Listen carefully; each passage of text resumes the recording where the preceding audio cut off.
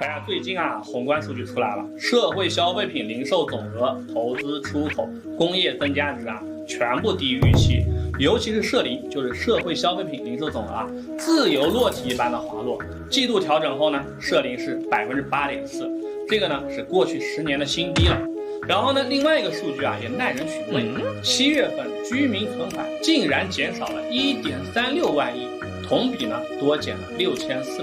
亿。唯一的解释就是老百姓呢在吃老本，甚至在动棺材本，就是花存款。天眼查里面有个数据显示2020年第一季度一共有46万家公司倒闭，包括呢26000家专门从事进出口的企业。根据另一项调查数据显示呢，全国负债人数已经达到了7.8亿，预期呢高达42%，也就是说全国至少有3亿人的负债已经逾期了，由一个纯粹的储蓄大国变成了纯负债大国，也就是这几年的事情。